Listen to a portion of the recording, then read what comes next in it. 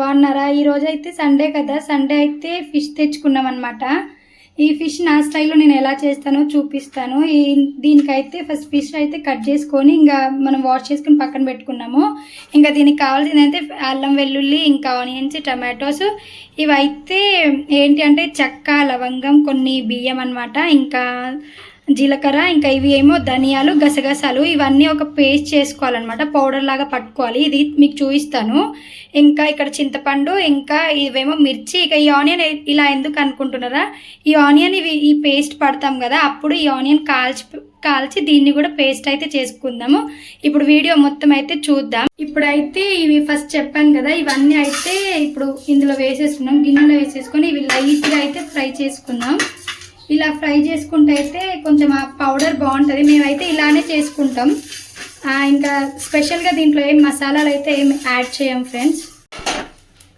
చూస్తున్నాం కదా, ఇప్పుడు ఇలా అయితే ఫ్రై అయిపోయి వీటిని అయితే ఒక చిన్న బౌల్లో వేసుకుంటున్నా. మనం గ్యాస్ మీద ఇది ఆనియన్ ఉంటుంది కదా, ఇలా పొట్టు తీయకుండా కూడా కాల్చుకోవాలి. కానీ నేనైతే తీసేసాను ఫ్రెండ్స్. ఇలా అంటే లైట్గా కాల్చుకోవాలన్నమాట. ఇక కట్టెల పొయ్యి ఉంటే దాని మీద కాల్చుకుంటే ఆ టేస్ట్ వేరు. ఇక మన దగ్గర అవన్నీ ఉండవు కదా, అందుకని చెప్పేసి నేనైతే ఇలా కాల్చుకుంటున్నా. చూస్తున్నారు కదా, ఇలా అయితే కాల్చుకోవాలన్నమాట. తర్వాత ఇంకా గ్యాస్ ఆఫ్ చేసి ఇప్పుడు మనం ఇవన్నీ వేయించుకున్నాం కదా, వీటిని అయితే మిక్సీ జార్లో వేసి మిక్సీ పౌడర్ లాగా పట్టుకుందాం. ఇంకా ఆనియన్ వేసాం కదా, కొంచెం వాటర్ వేసుకొని కూడా పట్టుకోవచ్చు, అలా అయినా పర్వాలేదు, ఎలా అయినా పట్టుకుందాం. చూస్తున్నారు కదా, ఇలా కొంచెం వాటర్ వేసి అయితే ఇలా పేస్ట్ లాగా పట్టుకొని దీన్ని అయితే ఒక చిన్న గిన్నెలో వేసుకుందాం. ఇప్పుడు ఫిష్ ముక్కలు ఉన్నాయి కదా, వాటిలో అయితే ఒక 1/2 స్పూను పసుపు వేసుకుందాం. ఇంకా పసుపు వేసుకున్న తర్వాత ఇంకా కారం ఒక 1 ఫుల్ స్పూన్ అయితే వేసుకుంటున్నా. ఇంకా చింతపండు ఉంటుంది కదా, కారం కొంచెం ఎక్కువనే పడుతుంది. ఇంకా మనం అల్లం పేస్ట్ ఇప్పుడు పట్టాం కదా, ఆ అల్లం పేస్ట్ కూడా ఇందులో అయితే వేసుకుంటున్నా. వేసుకొని ఇదంతా అయితే కలుపుకుందాము. కలుపుకొని ఒక 5 మినిట్స్ అయితే పక్కన పెట్టుకుందాం. ఇంకా ఒక గిన్నె పెట్టేసుకొని ఇంకా అందులో అయితే మనము ఆయిల్ పోసుకుందాం. ఆయిల్ కొంచెం లైట్గా హీట్ ఎక్కిన తర్వాత మనం ఆనియన్స్ ఉంటాయి కదా, ఫస్ట్ కట్ చేసుకున్న ఆనియన్స్ కూడా వేసుకుందాం. ఆనియన్స్, ఇంకా పచ్చిమిర్చి, ఇంకా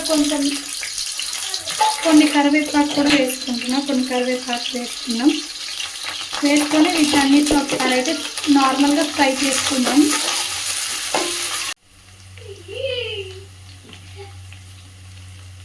కొంచెం ఇది ఫ్రై అయిపోయాయి కదా, ఇప్పుడైతే ఒక స్పూన్ ఇంకా కూరకి ఎంతైతే అవసరమో అంత సాల్ట్ వేసుకొని ఇంకొక 2 మినిట్స్ దీన్ని ఫ్రై చేసుకొని టమాటోస్ అయితే వేసుకుందాం. ఇప్పుడు సాల్ట్ వేసుకున్న తర్వాత అయితే టమాటాలు ఉంటాయి కదా, టమాటాలు కూడా వేసుకొని టమాటాలు మగ్గేంత వరకు ఫ్రై చేసుకుందాం. ఇప్పుడు టమాటాలు కూడా అంతా మొత్తం ఫ్రై అయిపోయాయి కదా, ఇప్పుడైతే మనము ఫస్ట్ చేపలు ఉంటాయి కదా, మనం నానబెట్టుకున్న చేపలు అయితే ఇందులో వేసుకుందాం. వేసుకొని ఇంకా దాన్ని గంటతో అయితే కలపొద్దు ఫ్రెండ్స్, ఎందుకంటే ముక్కలన్నీ విరిగిపోతూ ఉంటాయి. ఇలా పట్టుకొని ఇలా కలపడమే, ఇంకా మొత్తం గంటతో ఎక్కువ కలపొద్దు. చూస్తున్నారు కదా ఫ్రెండ్స్, కొంచెం అయితే ఇలా ఉడికిపోయిన తర్వాత మనం ఫస్ట్ నానబెట్టుకున్న చింతపండు రసం ఉంటుంది కదా, అదైతే వేసుకుందాం. చింతపండు రసం వేసినప్పుడు అయితే ముక్కలు కొంచెం గట్టి పడతాయి, అంటే తొందరగా విరగవు అనమాట. ఇక అయితే పిండేసుకున్న చింతపండు రసం అంతా ఇందులో వేసుకొని ఒకసారి అయితే కలుపుకుందాం. ఇట్లా నేను చెప్పాను కదా, గంట వేస్తే చాలా ఇరిగిపోతాయి అనమాట, అలా అయితే వేయకండి. ఇక మీకు తెలిసే ఉంటుంది, కానీ ఇక నేనైతే చెప్తున్నా. ఇక ఇలా కలుపుకొని ఇంకొక 5 మినిట్స్ మూత పెట్టుకుందాం. చింతపండు రసం ఉడికింది కదా ఫ్రెండ్స్, ఇప్పుడైతే మనం ఫస్ట్ పట్టుకున్న పేస్ట్ ఉంటుంది కదా, పేస్ట్ అంతా ఇందులో వేసుకుందాం. వేసుకొని ఇంకొక 2 నిమిషాలు దీన్ని, అంటే ఏం ఉడకాల్సిన అవసరం లేదు, ఎందుకంటే మనం వేయించి పెట్టుకున్నాం కదా, అది పెట్టుకున్నాక మనం ఫస్ట్ ఇంకా కొంచెం అంటే ఆ కర్రీకి సరిపడా అంటే 1 గ్లాస్ వాటర్ యాడ్ చేసుకొని ఒక 15 నిమిషాలు అలా కుక్ చేసుకుందాం. అయితే కర్రీ ఒకసారి చూద్దాం ఫ్రెండ్స్. ఇప్పుడు చూస్తున్నారు కదా, ఇంకా ఇందులో అయితే మనము కొంచెం ధనియాల పొడి, ఇంకా కొత్తిమీర ఉంటుంది కదా, లాస్ట్లో అయితే కొంచెం కొత్తిమీర, ఇంకొక 5 మినిట్స్ అయితే మన వేడివేడిగా చేపల పులుసు అయితే రెడీ అయిపోతుంది. చూస్తున్నారు కదా, నేను చెప్పాను కదా, పేస్ట్ వేయడం వల్ల ఇలా కొంచెం థిక్గా ఉంటుంది గ్రేవీ అనేది. ఇంకొక 5 మినిట్స్ మూత పెట్టి కుక్ చేసుకుంటే మన చేపల పులుసు అయితే రెడీ అయిపోతుంది. ఇప్పుడైతే మనం ఫిష్ కర్రీ అయితే చూద్దాం. చూస్తున్నారు కదా ఫ్రెండ్స్, వేడిగా అయితే ఫిష్ కర్రీ అయితే రెడీ అయిపోయింది. ఒక్కసారి మీరు కూడా ఇలా చేపల పులుసు అయితే ట్రై చేయండి. ఇంకా మీరు ఎలాంటి స్టైల్స్లో చేస్తారో నాకు కూడా చెప్పండి. నాకు వచ్చింది అయితే నేను చేశాను. ఇంకా టేస్ట్ విషయానికి వస్తే కొంచెం సాల్ట్ తక్కువైంది, కానీ అంతా పర్ఫెక్ట్గా ఉంది పులుపు అవంతా.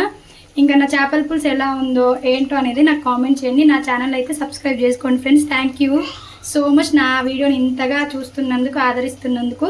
Okay friends, bye bye.